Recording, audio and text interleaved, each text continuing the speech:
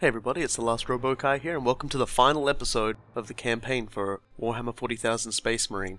Last time we pushed along the bridge on Captain Titus' little murder march there, and now we're going to be taking on the Orbital Spire, which is currently a giant swirling miasma of chaos energy, which is never really a good sign, but we know it's not a good sign because we know Lord Nemeroth is at the top, turning into a demon prince, which is usually a worst case scenario by any estimate. And so joining me on this final ascent is, as always, hey folks, it's Cool Guy, and I am looking forward to see how well brute force counters the pimp walk. Well, we'll have to see, but we don't have to wait to see it. Here we go. There's meant to be a cutscene of him jumping off the Thunderhawk here, but for some reason it decided not to continue on with it. It's okay, the Thunderhawk is plenty happy to just watch you. Brother. Rejoin our forces and bring fury to the enemy. This battle is mine alone. Yes, sir. I never bothered to watch it, actually, until like this Let's Play, so there you go. We're up on the spire here, the Orbital Spire, and it is, as you can imagine, pretty effed up from having been hit by a giant warp power source beam twice. Yeah, volcano cannons are pretty rude in the best of times, and that was definitely not the best of times. It also wasn't the best of times for those Traitor Guard. Yeah, so they definitely want to give off the feel that this is a big deal ascent here.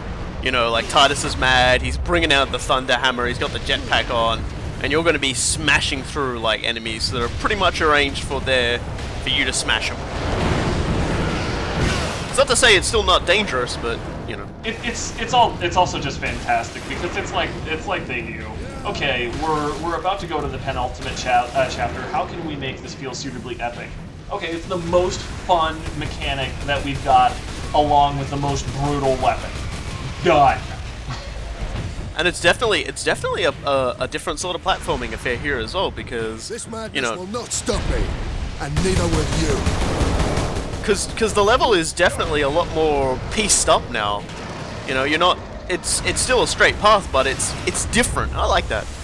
Also, a Psyker appears, and when you get close to that spot, he disappears again. What a jerk. And then he comes back after he summons jerks, because he is a jerk. Jerks of a feather flock together.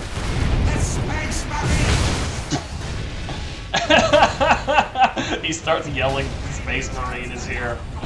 Oh, you deserved that, jerkwad. Oh, dude, that little grind at the end too. Titus was just sick of it. Also, another Bloodletter just got sent into orbit, so we won't be seeing him ever again. Good. I kind of wish we would have a little cutscene where he just like fell a thousand meters and pancaked. I've encountered unexpected results. Warp energy has affected different species in different ways. Essentially, I can tune this weapon to cause maximum damage to whatever enemy we face. If humans are caught in the blast wave, they will not be harmed. Good news, I suppose. I've not slept in 2 days. The more I use the warp device, the stronger the assault on my psychic shields. I need rest. Yeah, this. Hey, it doesn't blow up any people. Oh, that's good, I suppose. Thanks, I Drogon. really need to sleep. God bless.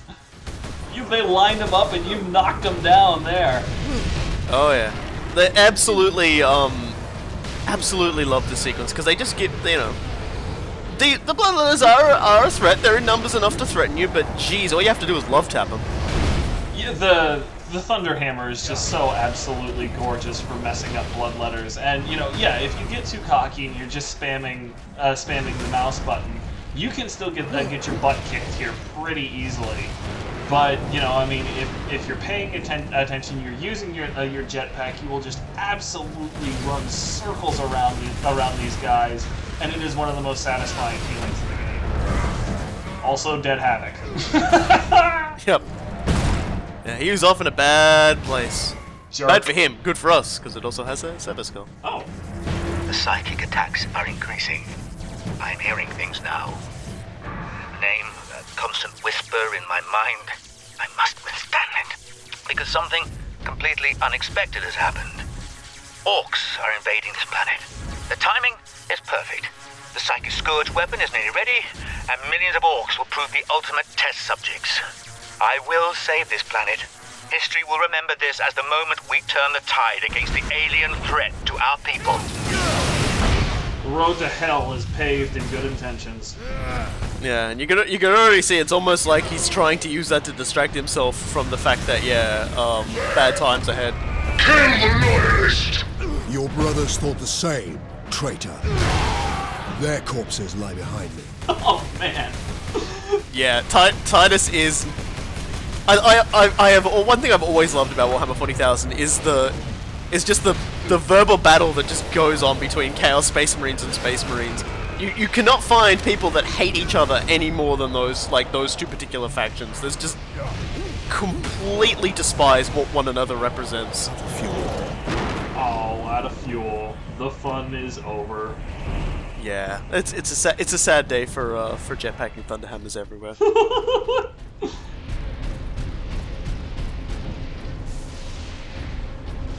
Now we're up to the bit now where we don't need to jump around. We're towards the upper part, which is I'm not sure if the orbital spire actually leads up to like anything that's in orbit. I'm guessing it.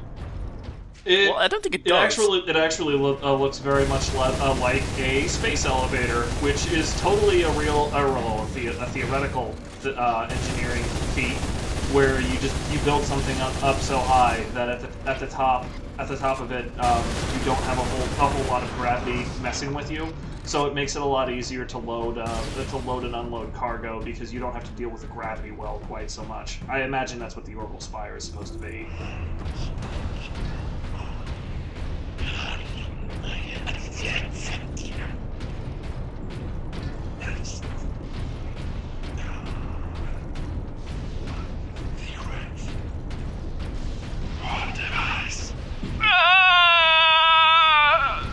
In Nemeroth's name, I possess this corpse.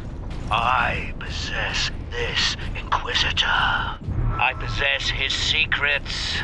The warp device is here. So close. But how can I get to? Ultramarines target! I love that. That's our final one. That's all the audio logs in the game. And, yep, that's like the final piece falling into place. Yeah, you didn't necessarily need it said explicitly, but it's still a little bit unsettling, even though you knew that's what happened. That last sound was Drogon dying. Yeah. That very last cry was a very weak blarg. That's not a good way to go out. Yeah, there aren't too many good ways to go out in Warhammer 40k. Just varying degrees of bad, but that one still it's pretty far off on the bad scale. This goddamn psyker up here damn near kills me. Holy buckets! Yeah, I hit him with the last cannon shot and everything. He goes into the stun animation. He went into the stun animation after I'd killed him. Like after I'd basically like nailed him with it. Woo! Cutting Yeah, that one we are brother. not messing around at this point. Thankfully, free health. Oh man, that was fantastic. I was really hoping to catch this guy, but not ran out at the end. But that's okay. Yeah, that totally doesn't matter. It was still fantastic to watch him just go up to that bloodletter. It's just like, I am now choking a bitch. Pardon me, sir. I need your health.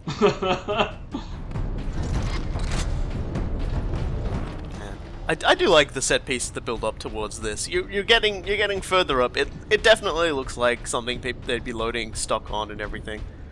And storage and everything like that. You know, we're moving through all these chambers full of all these random big boxes full of junk that are, you know, large enough that they'll actually fit through the doors, and then we get to the elevator that takes us to the top, which is the biggest elevator that we will ever stand on ever in any game.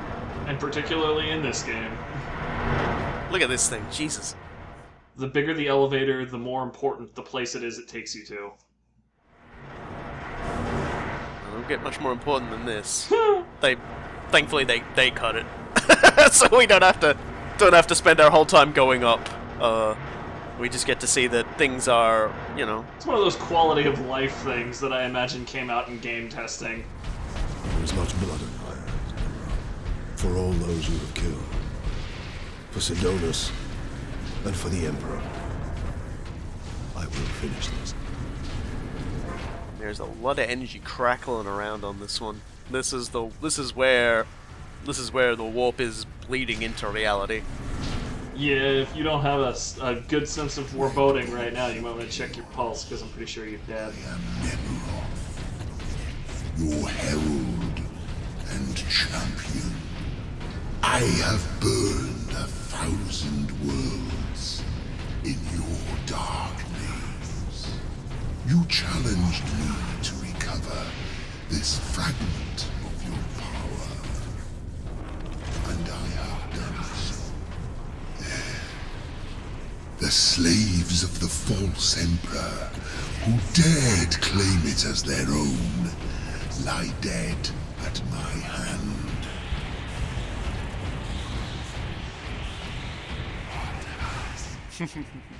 Interesting to note that that this very thing that he's going to be achieving here. Oh, I'll explain more after the cutscene. Your dark relic to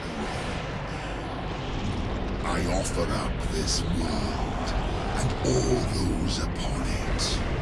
I ask for the reward that was promised. You want to talk to your gods? I will send you to them.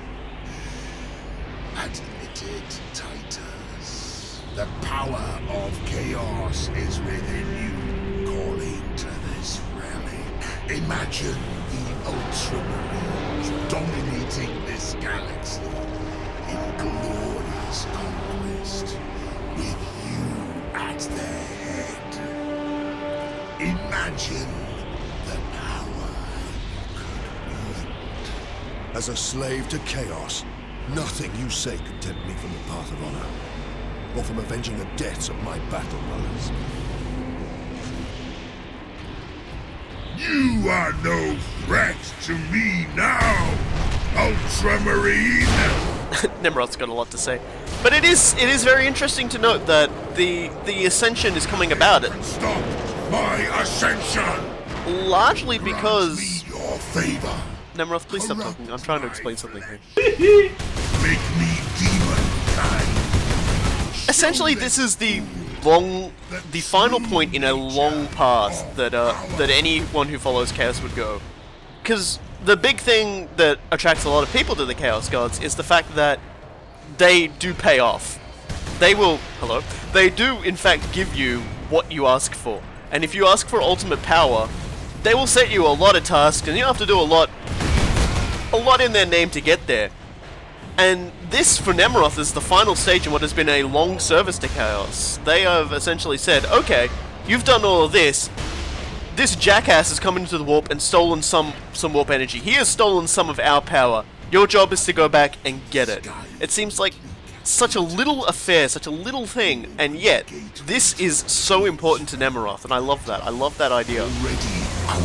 Well, the big thing that I've always loved about the interactions with the Chaos Gods, with the Materium in this thing, is that the Materium is not the primary concern of the Chaos Gods. They are always fighting each other in a great game, and the Materium is kind of a afterthought after all of that. But so yeah, it seems like this is really small, and in terms of the larger great game, it probably is, but it does influence the great game.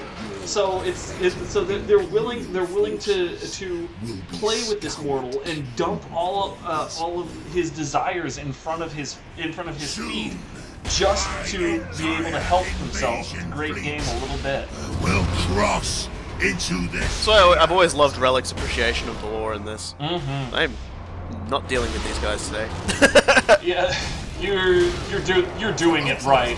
I remember when I first played through this game on hard, I ended up like stuck with like 12 deaths right here to those Chaos Champions, because I didn't bring enough firepower to kite them down.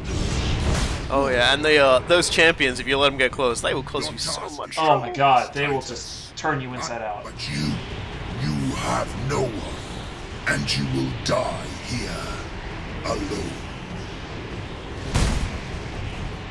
That was my answer.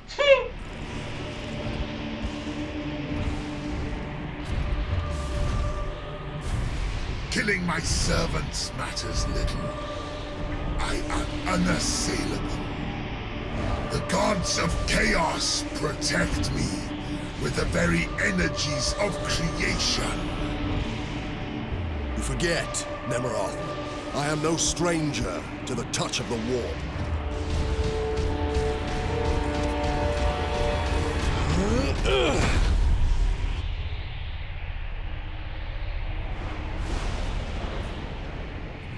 And so begins one of the final battles of this game that, and this is the thing that everyone criticizes, because this isn't a big crazy boss battle like it was against Grimskull. It's a quick time sequence, which is, it's unfortunate for a few reasons. One, because it seems like a really big waste of amazing opportunity for something incredible. But also because you're trying to pay attention to the inputs, you're missing all of this awesome visual effects that are going on around us. We're fallen from a goddamn gigantic orbital tower. There's all this scenery just whizzing by us. There's blood, there's energy. It's just, it looks so cool when you get a chance to actually pay attention to it when you're not trying to make sure you don't get killed, because you can very easily die in this sequence. Oh yeah, yeah, and it's an even bigger deal the harder the difficulty is that you play it on, because you know he will mess you up even more on harder difficulties. And you know, I fully agree with you with your assessment there. It's just this set piece is so amazing, but because of the semantics behind QuickTime events, you can't really appreciate them very much. Hopefully anybody who has played it is still watching this so that they can, you know, get a chance to kick back, watch something awesome.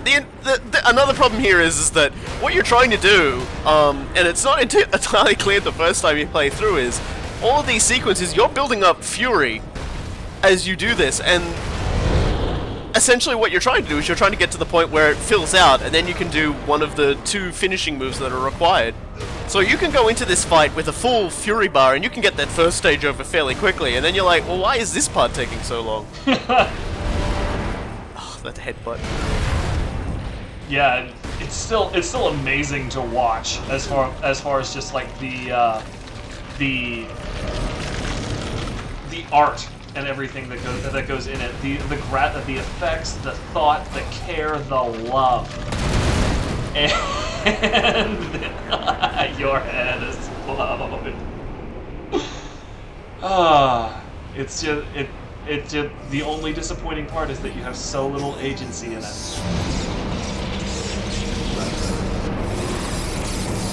I love this face. Look at his face.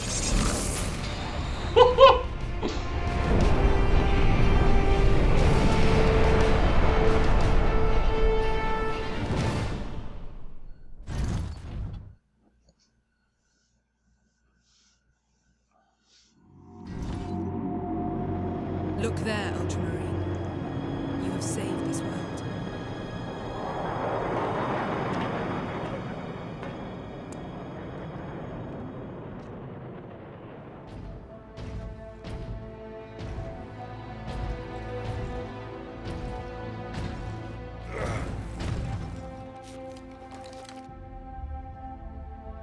I see the Ultramarines are human, after all. More than you know, Lieutenant.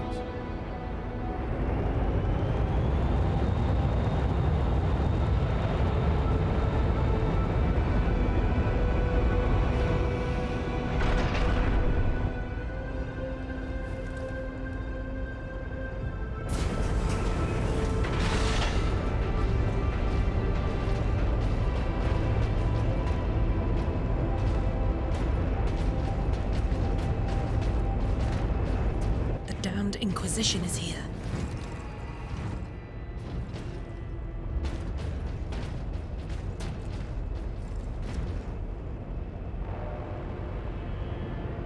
His injuries appear chaos inflicted. You are certain of this charge? Captain Titus has been corrupted by Chaos, Inquisitor Thrax. I am no heretic! You lie! Only an agent of Chaos could withstand such warp exposure. I sent the demon to oblivion. But did you have unholy assistance? We must know. You will submit to my authority, Captain, or the Inquisition must conclude that you have corrupted every Ultramarine under your command, not to mention those who stand at your side.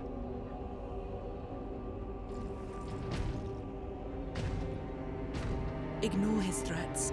Come on.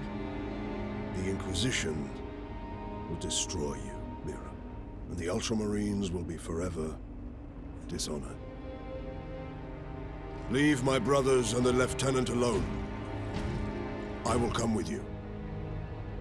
I do not know why I can resist the touch of chaos, but I swear I will discover the truth. We will discover many truths, Space Marine. Codex Astartes leaves no room for doubt. You cannot touch the warp and emerge unscathed. The Codex Astartes is a set of rules. They guide us, shape us as Ultramarines, teach us to hold duty and honor sacred above all. But how we live with those rules is the true test of a Space Marine. And you have failed.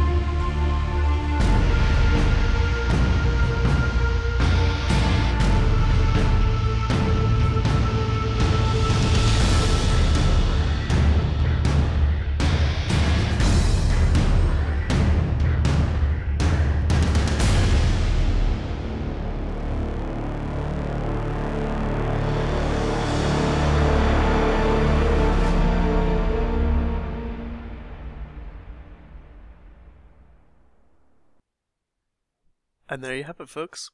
That was Warhammer 40,000 Space Marine single-player campaign. It ends with a fairly hefty conclusion, but at the same time it also leaves things up in the air, as the series was intended to be a trilogy, but the death of THQ unfortunately has put all that on hold, and the original writers of Space Marine are no longer a part of Relic. So we only know through a more recent interview what could have been.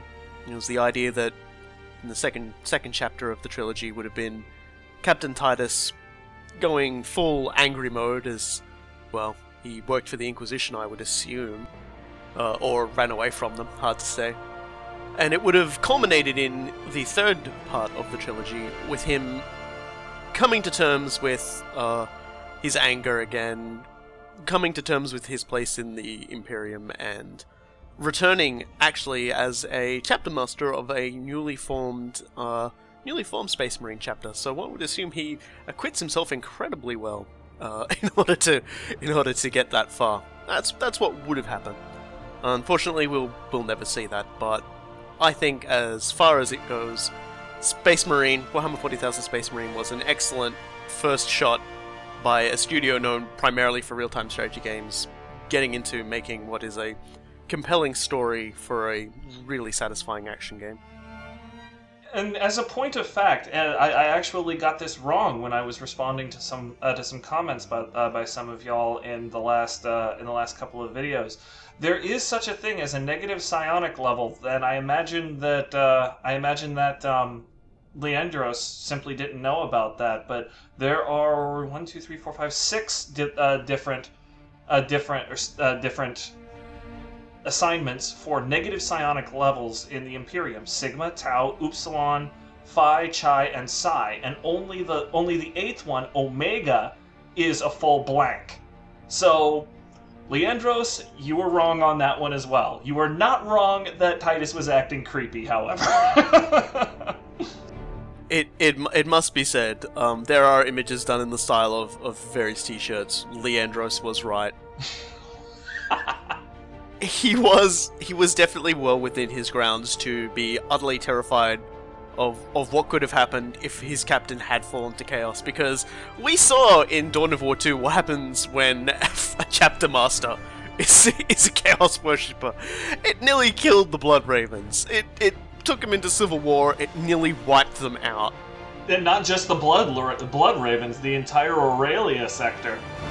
Yeah, like Typhon was just utterly annihilated. Yep.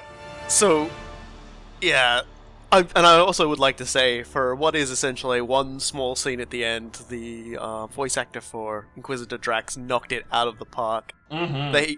You can definitely see this guy has his head on a lot tighter than our good friend Drogon, and it's far more sinister. Especially that we will discover many truths. That does never bode well if an Inquisitor says that to you, because it usually means they're going to be using the nipple clamps. And every other kind of clamp. One of the interesting things I'll say about the Inquisition is that there was the Monty Python joke that nobody expects the Spanish Inquisition ripping off exactly how awful the Catholic Inquisitors were rooting out heresy in the Middle Ages. The Imperial Inquisition doesn't just crank that up to 11, it cranks it up to 21. The entire idea, the entire way you become an Inquisitor is you apprentice under an Inquisitor as an interrogator, and you spend decades figuring out how to cause exquisite amounts of pain. Yeah, they have tools quite commonly known as excruciators to give you an idea of what exactly their intended purposes. I would encourage anyone to go look at the Lexiconum for more florid descriptions of what those things do. But suffice it to say, it's horrifying.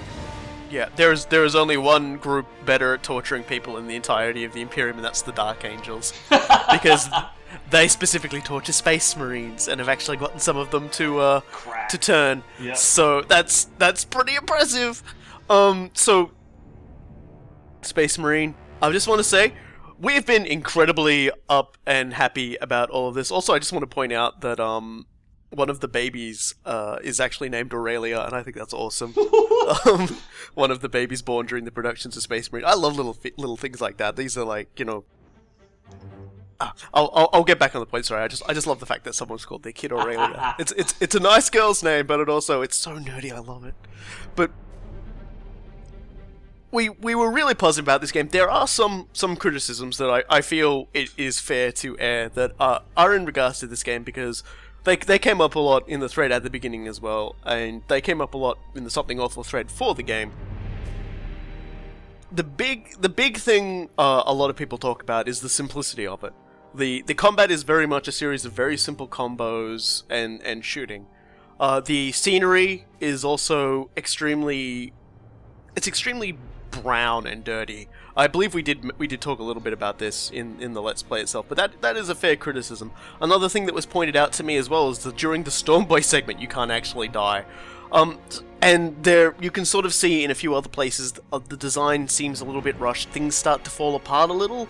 You can notice how in some cutscenes they have a proper sort of consistency of what you're equipped with to what Titus is carrying as weaponry, but then in other ones they'll have weird stuff where, you know, the heavy bolter carrying Chaos Space Marines is still just carrying bolters, but they've still got heavy bolter animations, or you go up there with certain weaponry, and for whatever reason, Captain Titus is still carrying his chainsword. Basically, it's a little, you know, there are some things that sort of tells me is that they had to really crunch down at the end because they weren't familiar with making a game like this, and I feel like it is important to note these because when you learn lessons like that and how to do it, there is so much potential in what could have come next, and I think that's the saddest part, because Space Marine to me was a proof of concept. You could make an awesome action game where you are a Space Marine with amazing animation, amazing voice work, an excellent plot, and, well, you know, that's it. We don't get any more than that, unfortunately.